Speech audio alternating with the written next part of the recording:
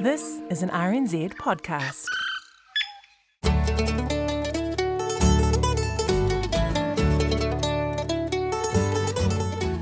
No mai whakarongo mai ki te aotai whenua. Welcome to Country Life. I'm Sally Round.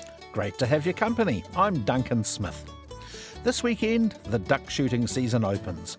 We speak to an Otago farmer looking forward to the annual ritual. We're also in a maimai half a century ago. Duck hunting regulations may have changed, but not the traditions, it seems.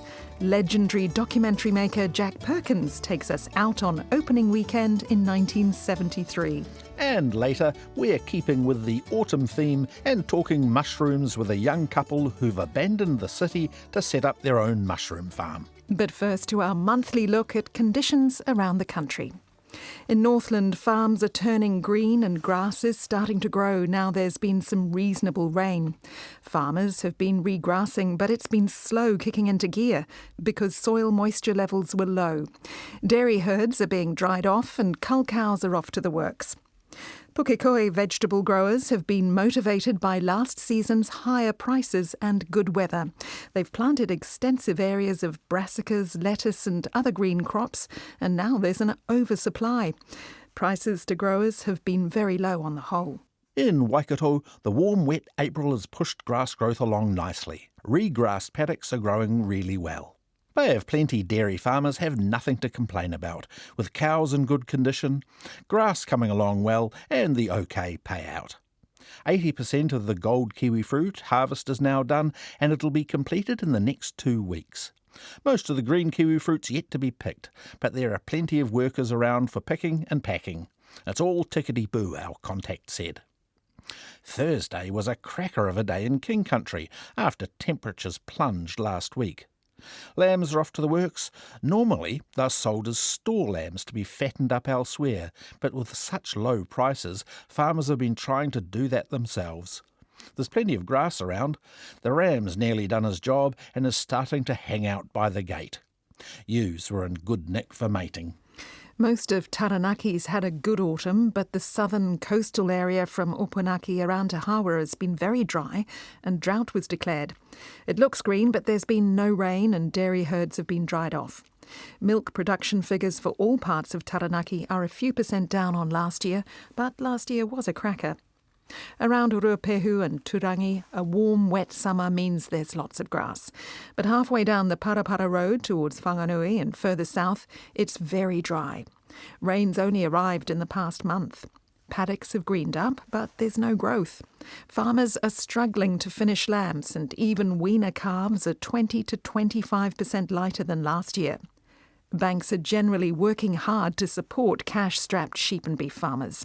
The word is they'll help them for the next year, but after that, something needs to have changed.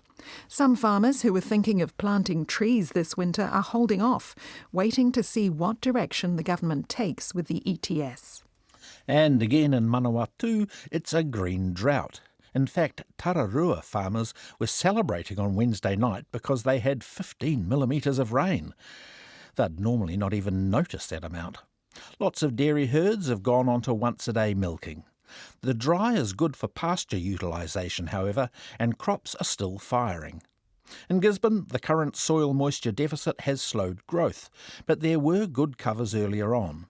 After a long summer where farmers struggled to control parasites in sheep, the dry is relieving that problem. A sniff of better lamb returns in spring is giving farmers a tiny ray of hope. The citrus harvest is humming along in the fine weather. Feijoas and kiwi fruit are all coming off with few interruptions too.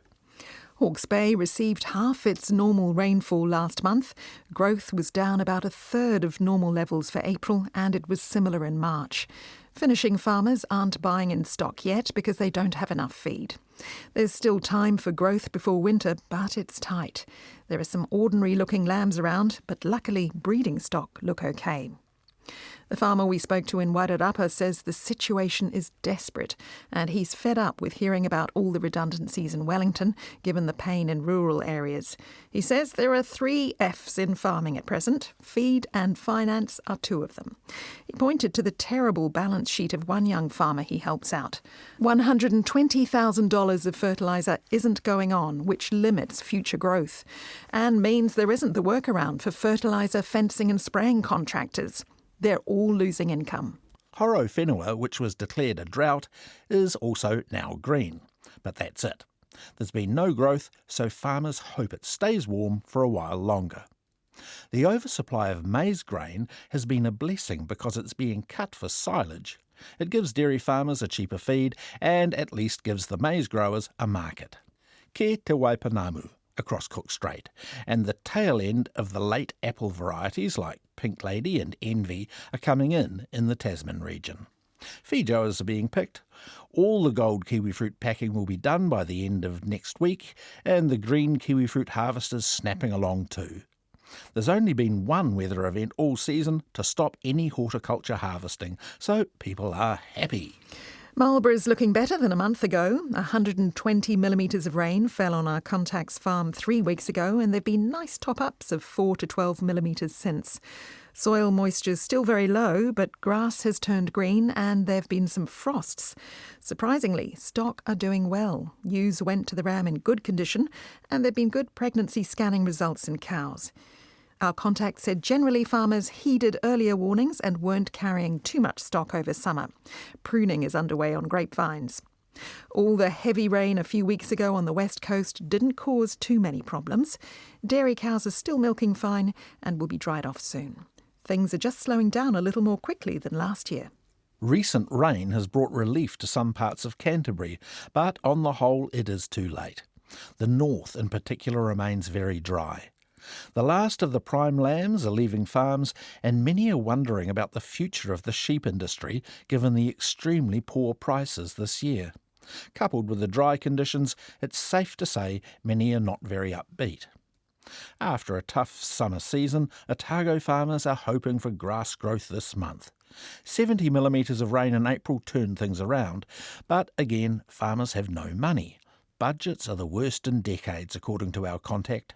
A cattle sale in South Otago on Wednesday was a buyer's market. No one has money to buy stock.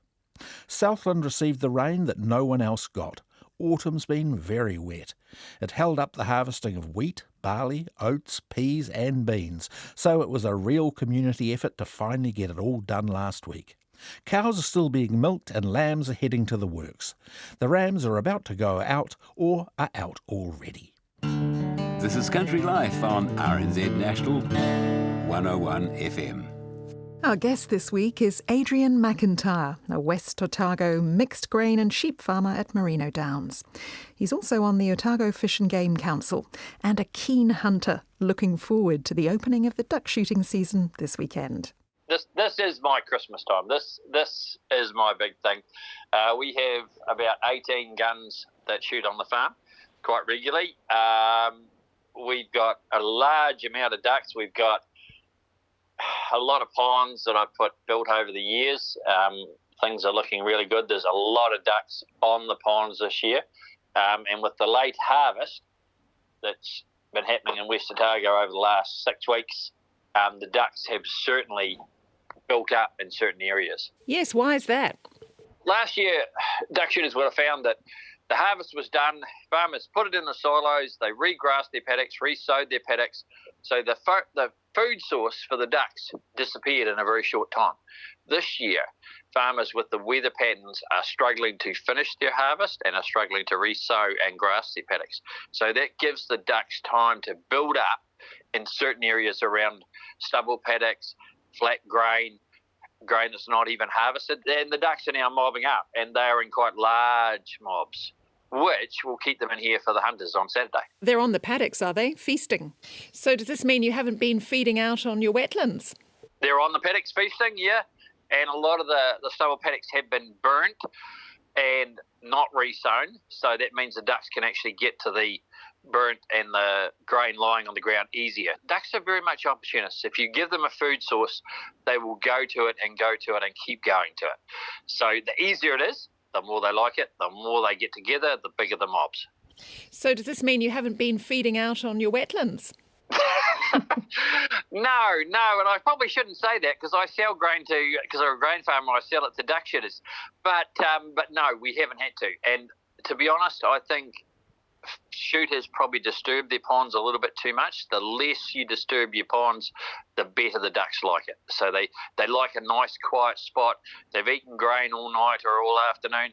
They want to come back, sleep and be left alone. What are some of the traditions that you have? Well, traditions is that we all get here at about 5:30 in the morning. Everybody comes, dogs come out, everybody gets organised. There's a mad panic to get down in various places with vehicles to get to your ponds. I am very lucky that my kids and my grandchild come along, and my friends also have children, so we have quite a group of younger shooters, which for us old guys like I am now is really quite good. It doesn't really matter whether we get 10 ducks or we get 100 ducks. It's the event. It's getting out there and doing it. And what's the weather looking like for the weekend? According to the theory, and I've got about 3 different apps that I use, it's going to be fresh westerlies, which I think is going to be quite good. A nice breeze moves the decoys around. I don't really want it to rain really hard, otherwise a lot of our shooters will go home early, go watch the rugby or their kids. But if it's reasonably warm in the maimai and there's wind, moves the decoys, keeps the ducks working to fly against the wind, then the shooters will stay there and we'll have a good harvest. Now, what is the key to bagging lots of birds in your view? The key is go to the ducks. Don't expect the ducks to come to you. A lot of our hunters have had the same maimai set up for the last 50 years. Change wherever the ducks land or are doing whatever the duck's doing, whether it's with a caller or with a deck chair with a camo net. Go to where the ducks are coming in. Don't expect them to fold up nicely in front of your maimai.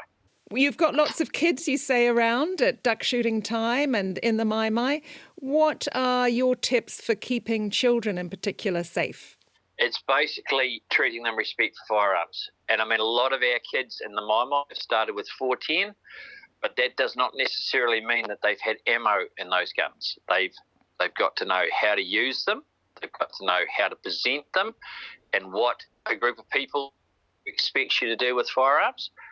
So when the shooting comes along, because the ammo's in my pocket and I put one shot on their gun, they know the safe direction, they know the rules, and they know what the rest of the group thinks they should do. And it's all about being part of the group and a standard and having fun. And chocolate goes a long way. What do you say to those people who would like to see duck shooting banned, as it is in some Australian states? They fear that some ducks are not being killed instantly and left to suffer. I harvest everything on this farm as ethically and as humanely as possible, whether it's my sheep, my cattle, lambs. I'm a hunter, I deer hunt. I harvest everything. I shoot to reduce pain as much as possible. Ducks, hunters have got to realise their range that they can shoot. They've got to keep ducks in close because we are now using steel.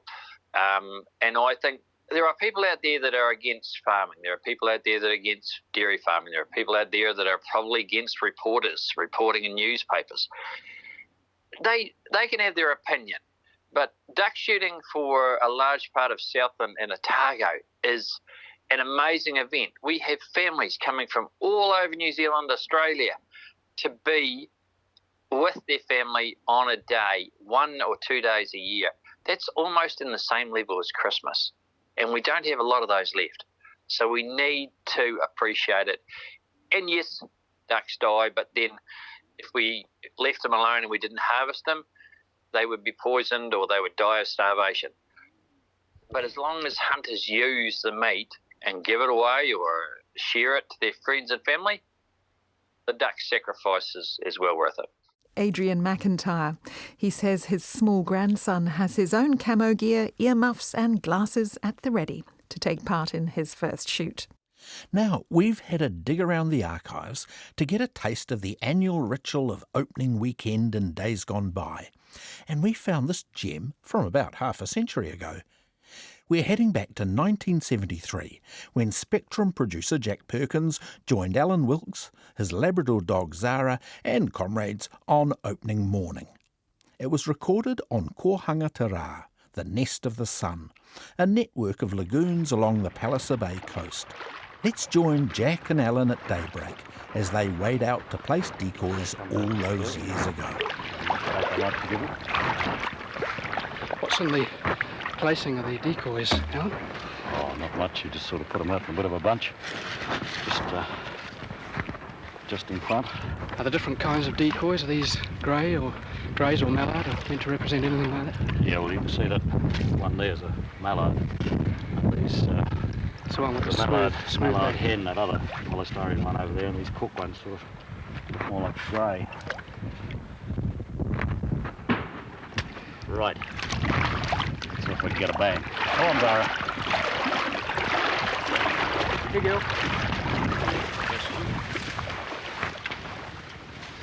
Buggering around. What do conditions look like?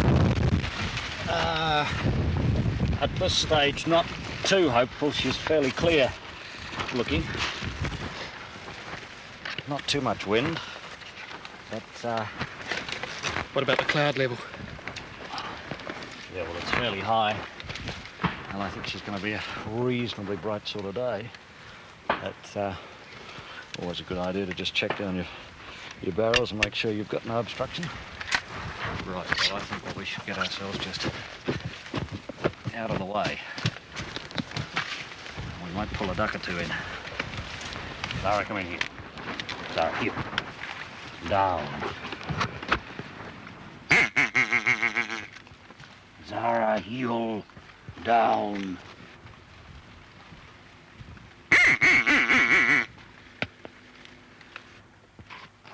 See, those birds came round then and had a look at those decoys. Zara, heel. Get in there. Down. By God, down. Your job will come in a minute. Down. I hope.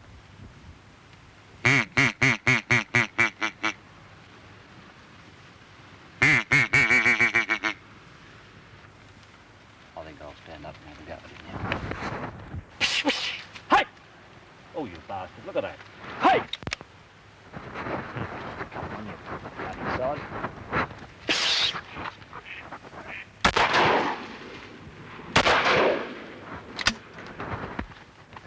I couldn't hit a bloody barn if I was inside it. It's a bit rough when you can't put them up, isn't it? If I do that again, I'm going to walk outside. But jumping up and down sort of spoilt my shot. God, should have had him. What's the skill in using the duck call? Oh, I don't know. I think some blokes can make a much better noise with it than others. I just tend to sort of chatter away with it and make it sound like a happy duck.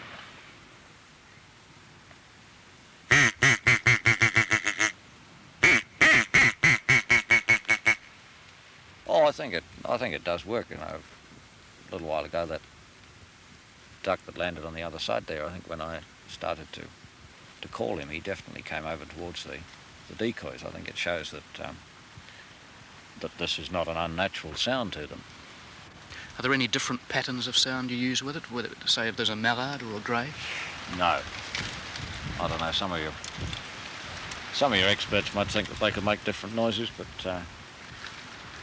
certainly to my ear, they sound the same. What's the duck population in the country like? About how many? Well, it's pretty good. Wildlife reckon that last year the duck population was somewhere around 5,060,000, I think it was. And they reckon or about a fifth of those were taken during the season. But over 1 million ducks were shot by shooters last season. Presumably this is taken to be a healthy kind of amount to take without depleting the stocks too much. Yeah, they keep pretty close eye on this, of course, and this is what governs daily bag and the length of the season, the general duck population, and it is increasing. The numbers being taken each year are increasing. There are more licences being taken out each year. Have you got any idea how many people would be out around the country shooting ducks this morning? Around about 50,000, I think. I think that's around about the number that take out licences. I hope they're having a bit better luck than I am. That's a hell of a lot of ammunition being blasted off too.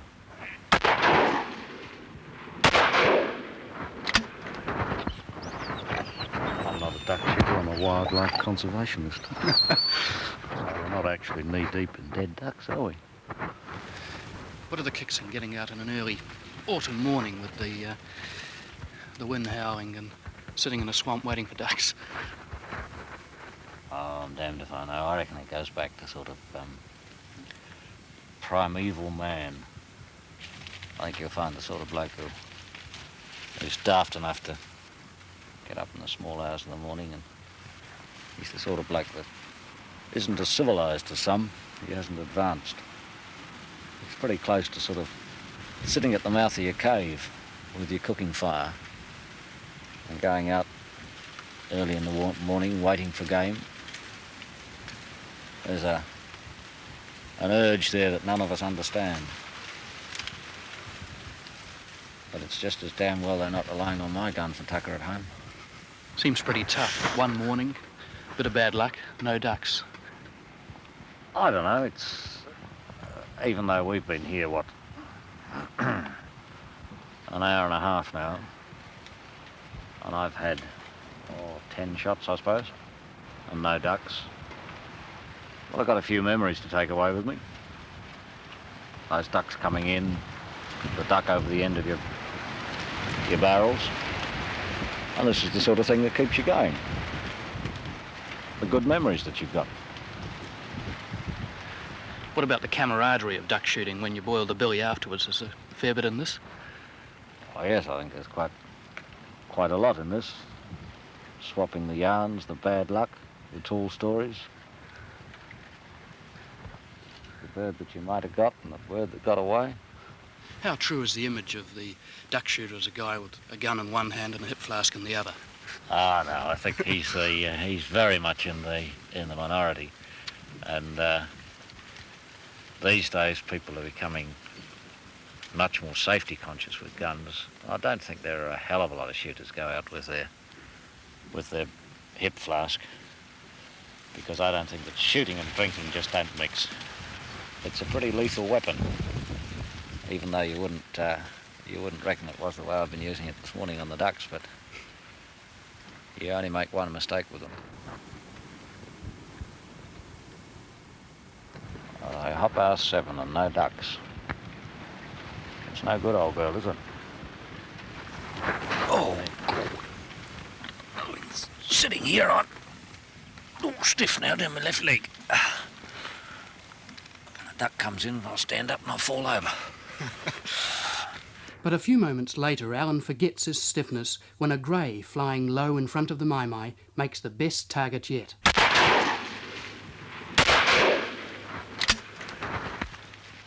Got a swimmer. Zara, fetch.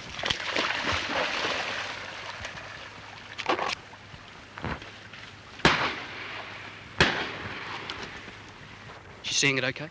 Bloody swimmer. Oh, she'll get it all right. Zara, get out there and fetch.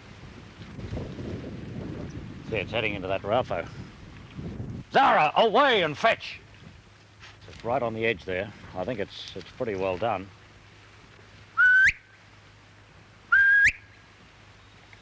No, she hasn't picked it up. Zara, away! Away! You see it splashing there? Zara, away! She hasn't picked it up yet. No, I can see the damn thing, but she can't. Away!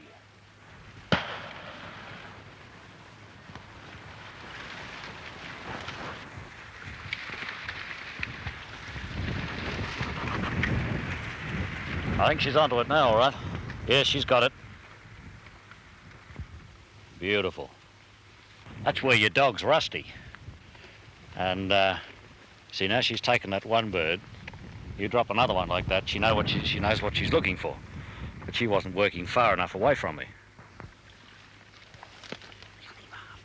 We got one, Jack. We got one.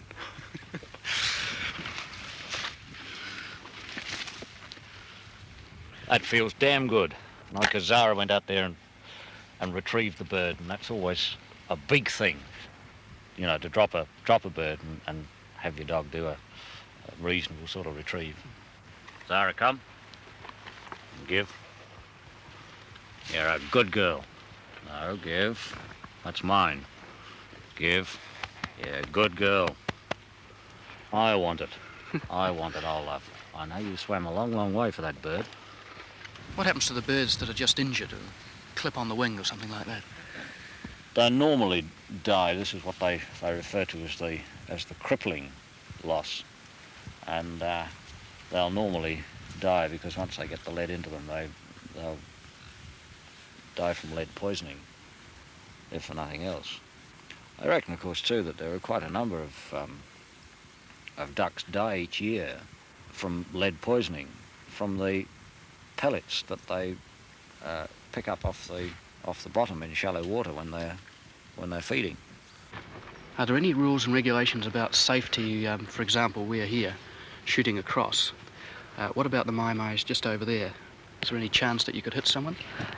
You wouldn't actually hit anyone. You could... That's your grey for you. Just come in like that.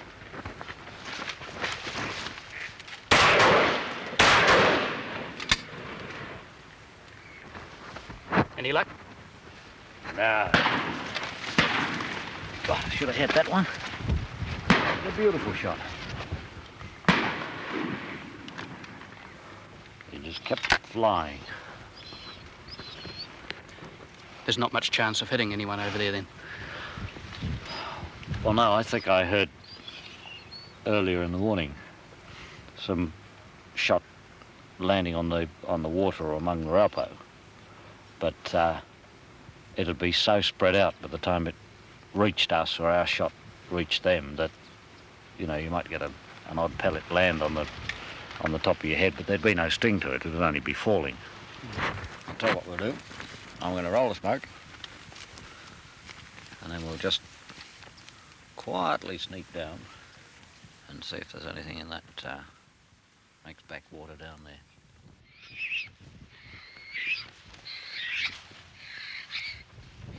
Our short trip to the next backwater does nothing for Alan's duck tally, but Zara nabs a possum. It's got its head up and can get its claws and teeth at her. Come on, old girl, if you got it. I think you have.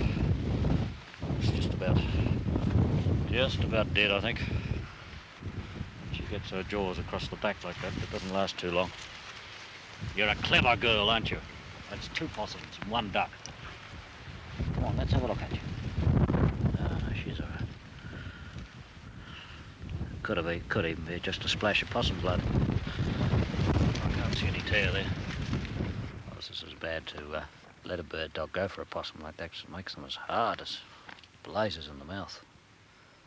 You know, as soon as she picks up a bit of fur, she can't really discriminate whether it's a possum that's going to attack her or a bird that's just got a little bit of life left in it.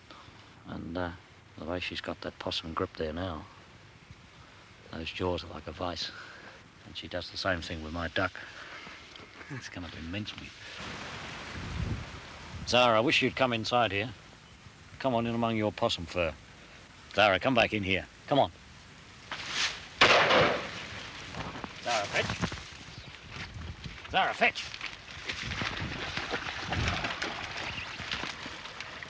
What you might call a cleanish kill. Oh, it is flapping a bit. It's still swimming. I thought it was quite dead, but I think she'll get it all right. Yes, she made no bones about that one. Yeah.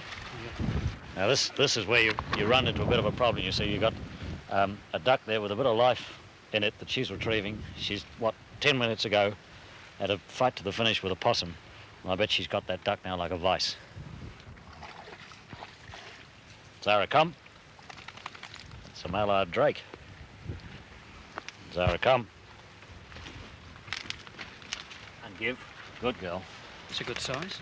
Yes, that's a much better bird. No, it's not a mallard duck, it's a mallard hen. Jolly good. 2 up. 2 up. Maybe we're starting to relax. No, this is the big thing, that you come out here the first morning of the season. This is the morning that you've been waiting for. You sit here and the ducks come in and you're all excitement and you're tensed, and how can you expect to hit me then? Well, I don't know, old girl. That's 22 shots we've had and 2 ducks.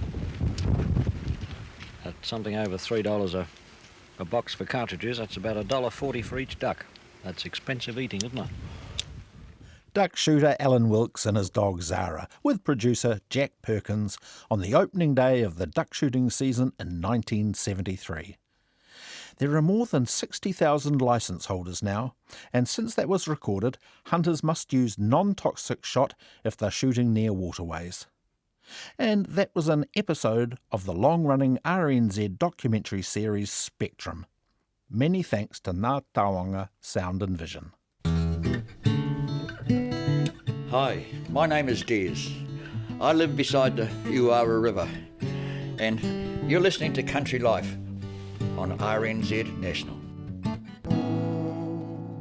On the outskirts of Taupō, a young couple are hard at work growing gourmet mushrooms, a far cry from their previous life in Auckland. Like many food-growing ventures, the idea for Forage came out of the pandemic. Producer Maggie Tweedy caught up with Benson Thomas and Hattie McLennan at their indoor mushroom farm at Wairaki.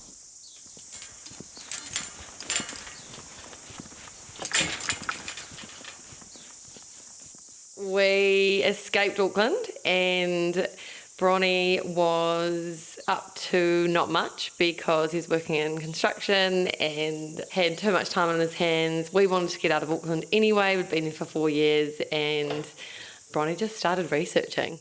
The idea was born during COVID when the pair began brainstorming a new way to make a living. Benson had a background in agricultural and applied science and was interested in horticulture. In 2020, he unearthed the mycology obsession. Hattie was working in HR and realised she could make the move to working remotely when they made the switch to rural living. He wanted to own his own business before he was 30 and has always been great at growing things, and sort of came across mushrooms and thought, let's do a bit more digging and see whether it's worth nudging. And then one thing led to another and here we are. The pair have hustled to establish the site where they have a house and a large building for growing the fungi. In January 2023, the couple used the Thomas family's earthworks company to clear the paddocks, transforming 10 acres into land suitable for mushroom growing. We're both somewhat rural, I guess, originally, so we thought, let's just give it a crack, give it a go. We're just growing oyster predominantly at the moment, so pink oysters, phoenix and Italian oyster mushrooms. We've dabbled in lion's mane just to sort of see how they go, but our biggest market is definitely the oyster mushroom. A lot of high-end restaurants like to use lion's mane. They're sort of fluffy and give a different texture to what you're normally used to. Like, it's certainly not something you look at and go, that's a mushroom.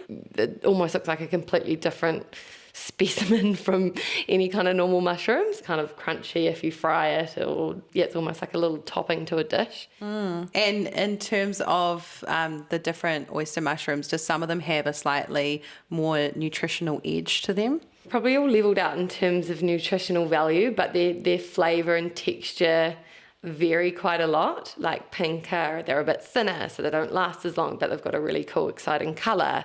They're sort of classed as like a nature's bacon. They've got the pink kind of, pop to them. Italian, they're, I guess probably your sort of standard oyster mushroom, and then phoenix is really good for like Asian dishes, broths, ramens, that sort of thing. They soak up heaps of flavour. So what are your dreams with Forage and how's it growing over time?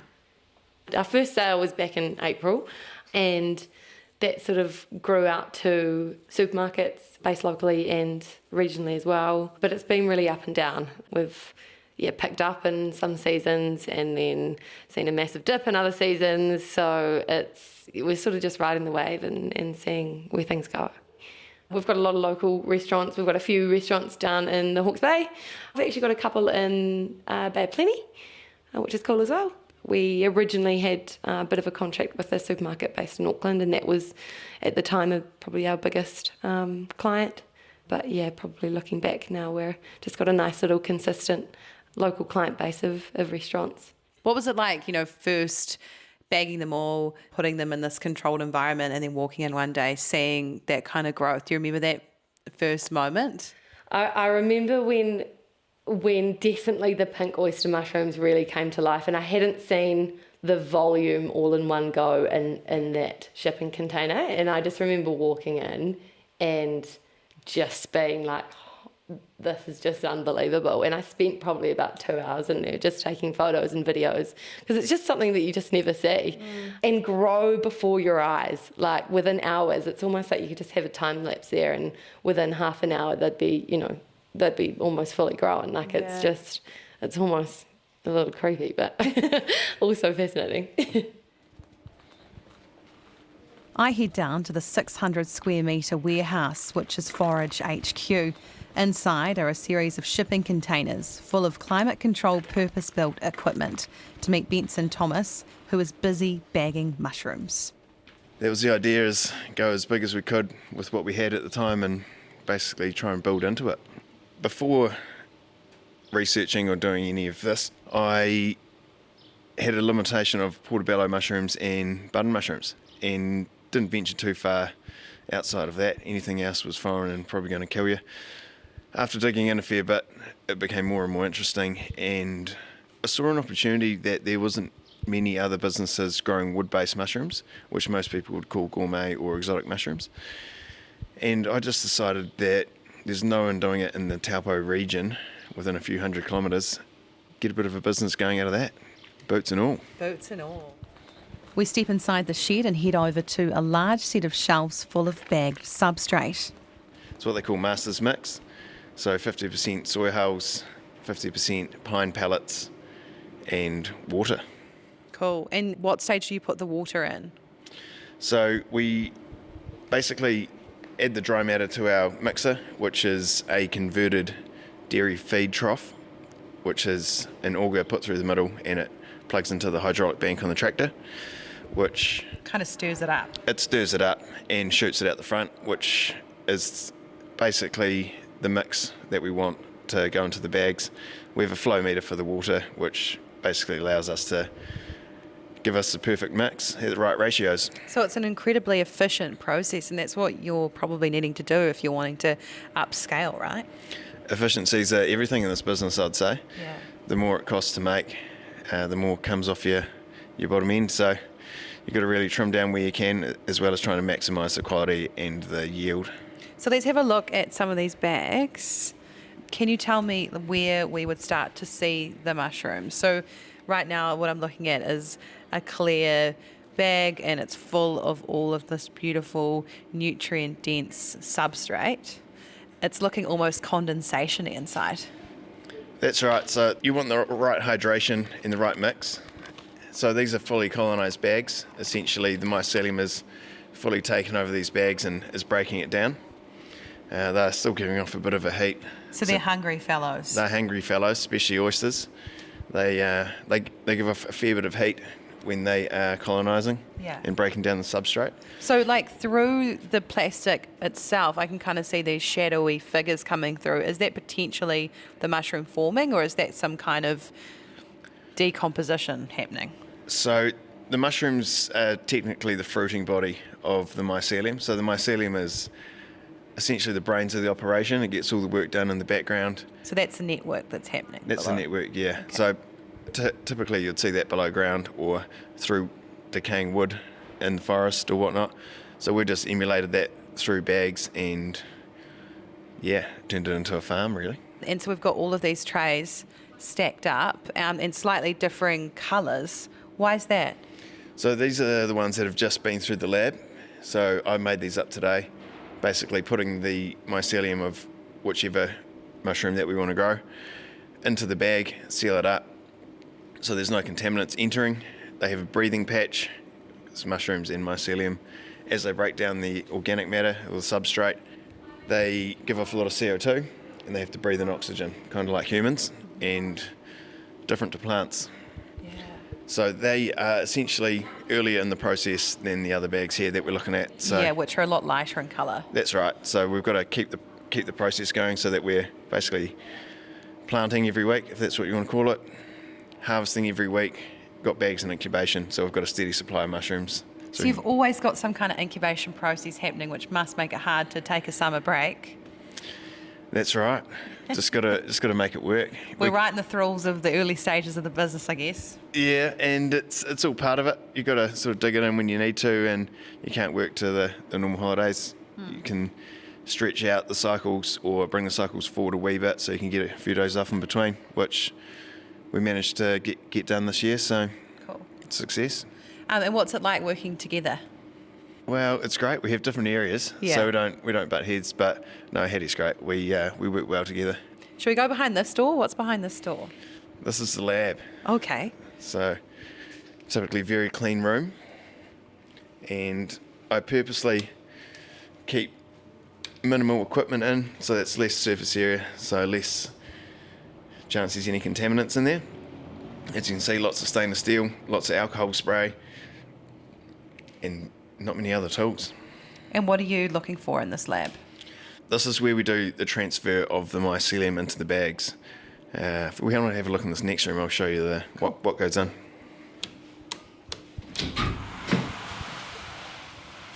Okay, so it's quite humid in here. It's actually quite dry in here. Is it? Yeah, but the smell of the oats, which have been sterilised, is what you're smelling.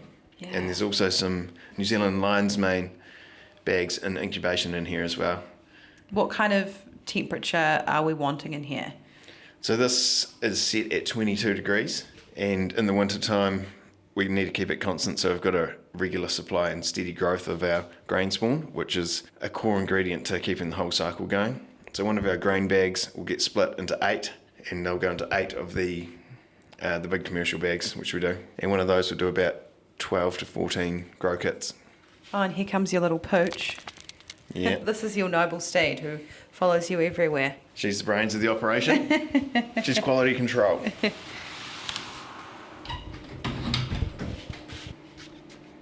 This is the fruiting room. I was going to build these the same as the lab and incubation room. However, I had a bit of a brainwave and decided that reefer shipping containers are insulated, movable, easy to clean, have fans built in, and can be heated or cooled. So it seemed like a really good idea. I had to do a few modifications, and it's pulled off. It works really, really well. Brilliant. Should we go inside and have a look at what you're growing? You're in luck. We've got a fair few mushrooms coming in and high humidity. So this is a lot more humid than the other room. Absolutely. Oysters love high humidity. Typically 85 to 90% when they're pinning or when the mushrooms are just forming. And then we reduce it down in the later stages before we harvest. And it smells like we're walking through the bush. Like, it's incredibly earthy right now. It's quite delicious.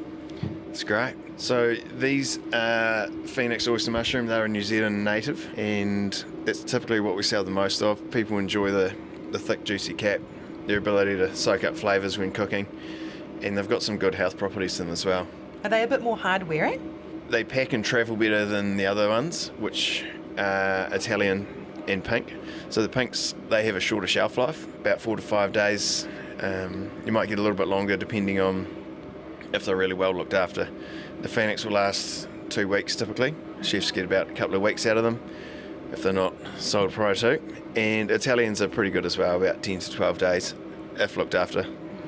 We only grow a small amount of the fresh pink oyster commercially, and that's just due to the shelf life, so we only source that locally. We don't ship that outside of Taupo. Only the best for Taupo. That's right. Forage also sells mushroom growing kits to customers.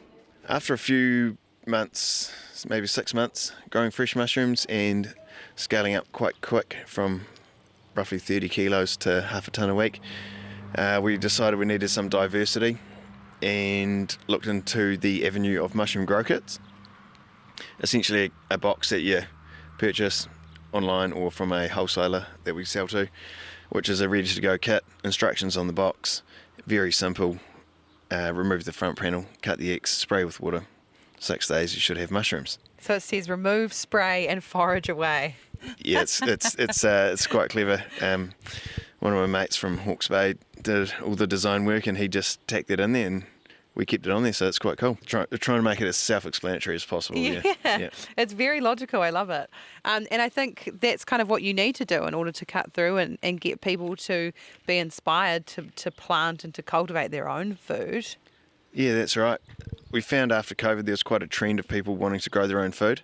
Maybe it was a spark of just being tied up and, growing veggies, and it brought a bit back. So, yeah, it's proven quite popular. Yeah. What was it like heading into the summer season? Were things ramping up for you on that front? We decided to pull pin on some of our bigger markets. We were sending 300-400 kilos a week into Auckland, which are going to largely Asian supermarkets. Okay. And it was a strong market during the winter.